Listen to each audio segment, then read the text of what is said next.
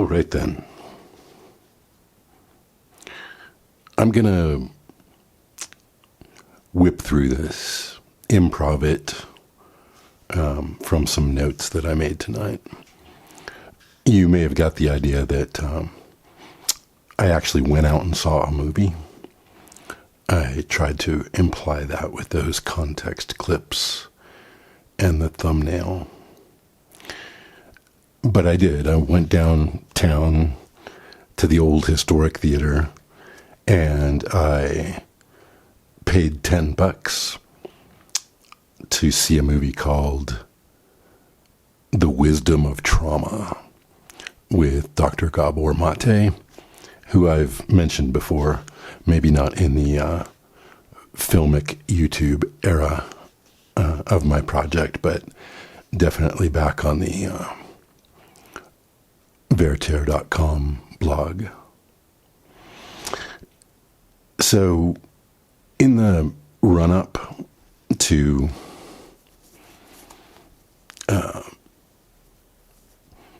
seeing this movie, I've actually been listening to a lot of commentary from Dr. Gabor Maté's son, Aaron J. Maté, a.k.a. the Buzzsaw. And somebody asked him the other day, because his father, Gabor, was on Joe Rogan recently. And I think it was Jimmy Dore was teasing him about, why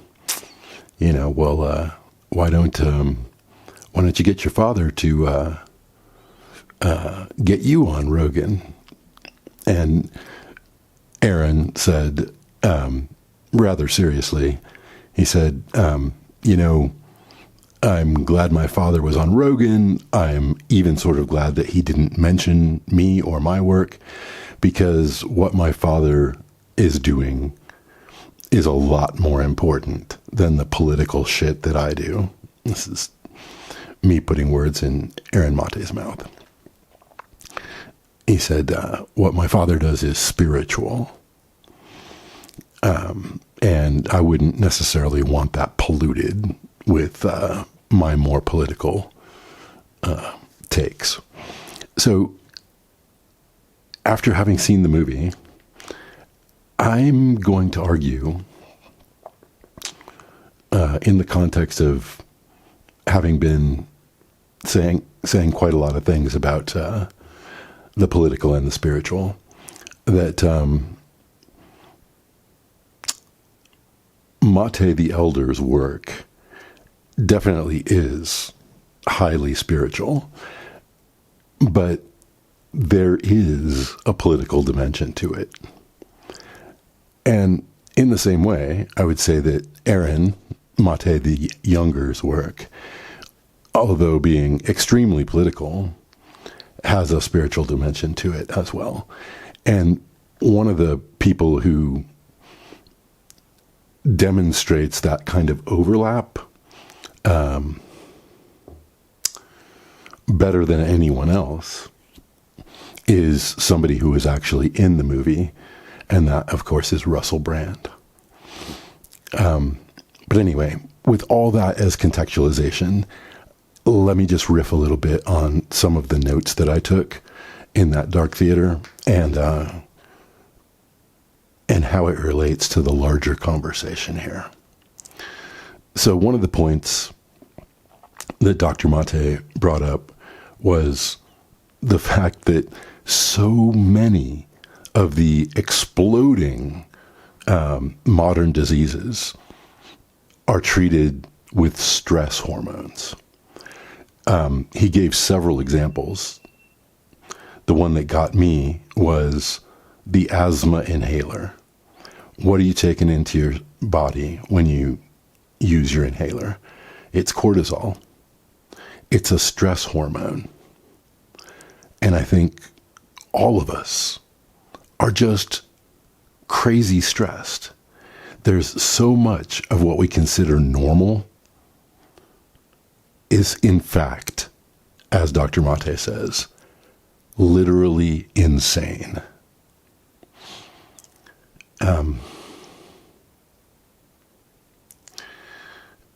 So, is the asthma inhaler, is that like a treatment for a disease? Or is it a kind of addiction? All of these little separate bins that we put things into don't really make a whole lot of sense when you stop and look at them. So another kind of meta point that Dr. Maté makes is that becoming addicted to something, it's not a sin. It's not a badness. It's not a weakness. And this is my personal gloss on it. Again, I'm putting words in people's mouths. But I would argue that addiction isn't really even a disease. Or at least there are probably better ways to look at it. So what Dr. Maté does say specifically is that addiction is a solution to a problem.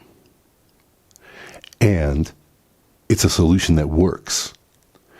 Because the point of losing yourself briefly in the rush of a drug experience is escapism. Escape from the insanity that everybody else seems to consider normal. The,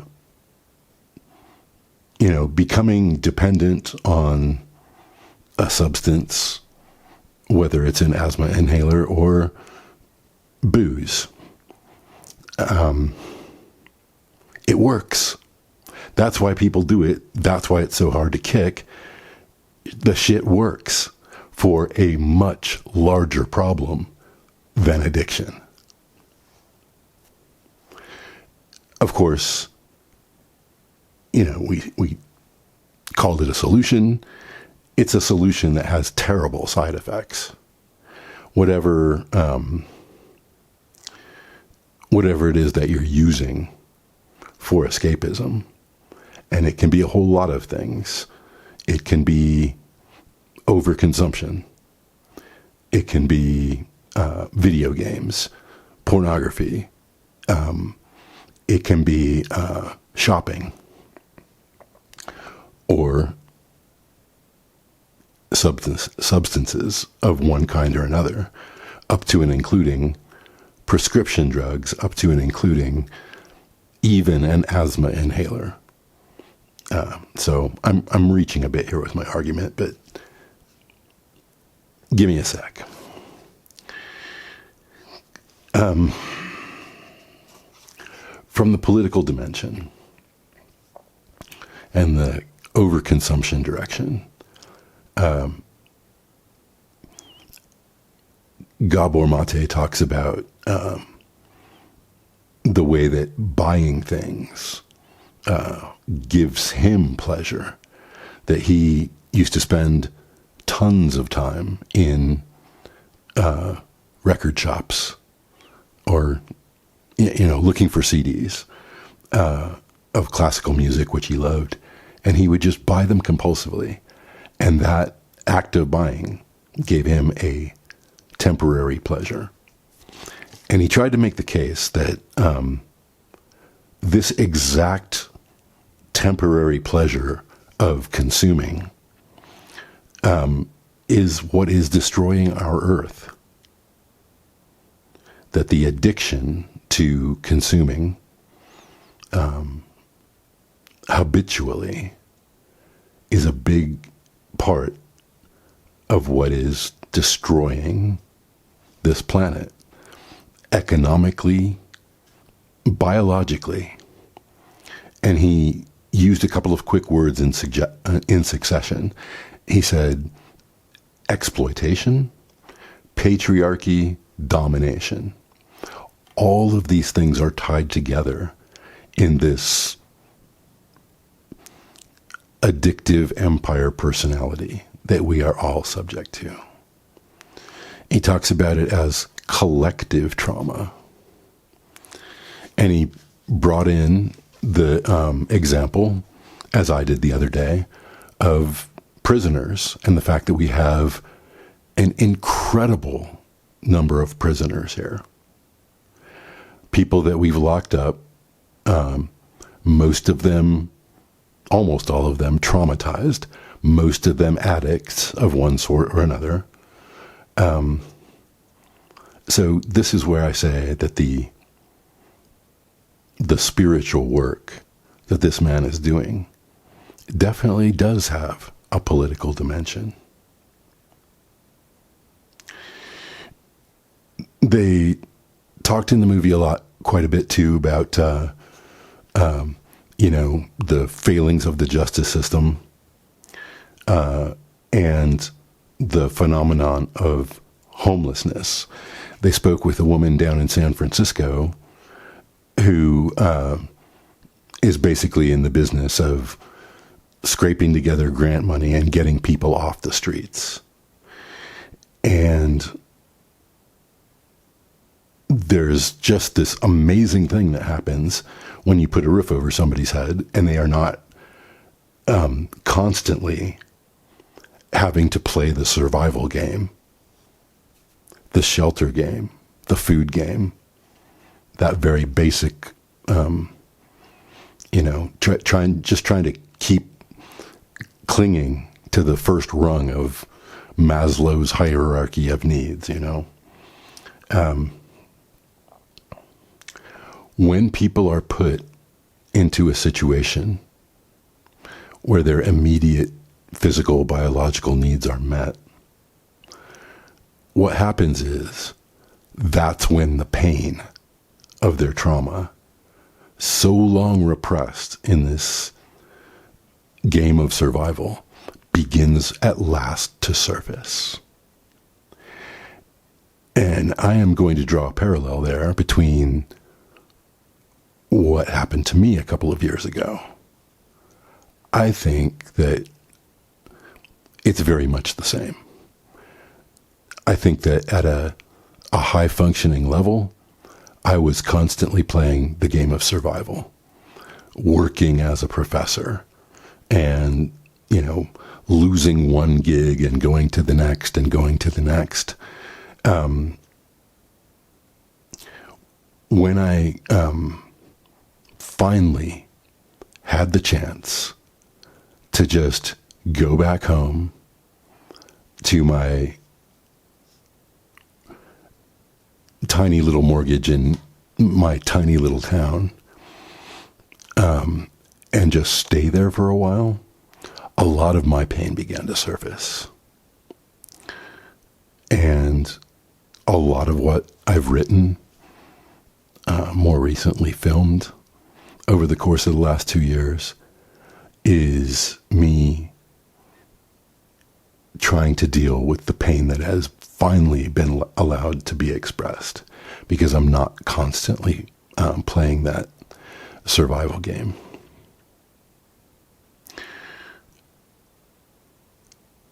There's more to say about that, but I think I'll let it go for now. This is already going to be too long.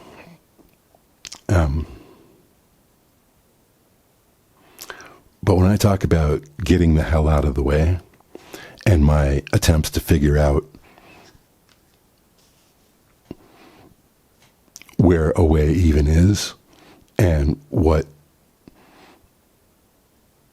the beautiful religion of getting the hell out of the way even means to me, there's a lot tied up in my answers to long buried trauma.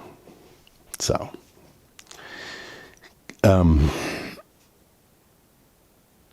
one last thing that I definitely wanted to bring up was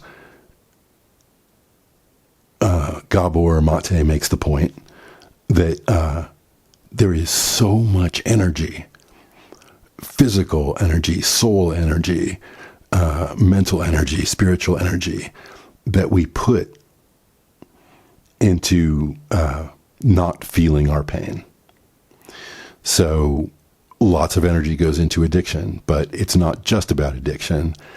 We put tremendous amounts of our own best selves into not feeling the pain. And once we do feel the pain, and once we do deal with the trauma, that liberates a tremendous amount of energy that can be used for more productive things. Shame has a way of dissipating, and energy has a way of suddenly being available in abundance. And I think he's right, because coming home from that movie, just watching it and kind of connecting it up to my own process of healing and recognizing that felt liberating. It felt energetic for me. There's one last little piece before I close out. There was, a bit of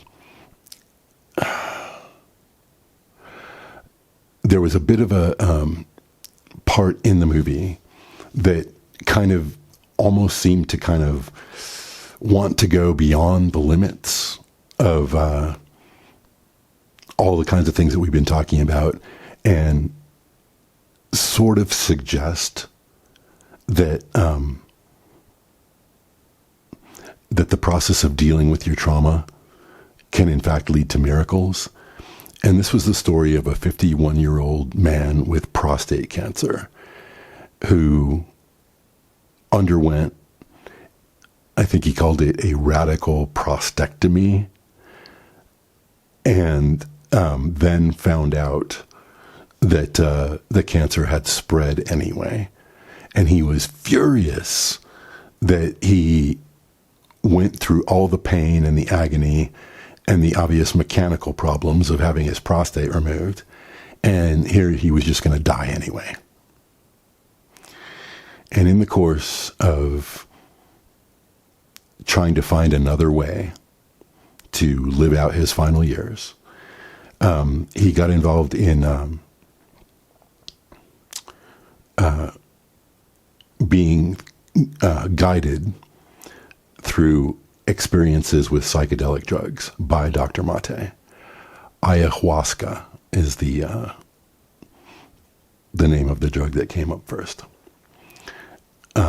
Although they did mention that, in these therapies, other things have been used as well. And so this guy whose body was riddled, his bones were riddled with this cancer, took guided ayahuasca trips, and suddenly 6 months later was in remission. The cancer stopped spreading. And, there's not any promise of, going on this psychedelic journey is going to cure your cancer. They didn't state it in such bold terms. But I think really what he was saying is, you gotta find a way, whether it's psychedelically or through some kind of spiritual practice or psychotherapy or whatever it is that's going to work for you. You got to find a way to deal with the pain. You got to find a way to deal with the trauma. And if you don't, not only is it going to fuck up your head, eventually it's going to fuck up your body as well. And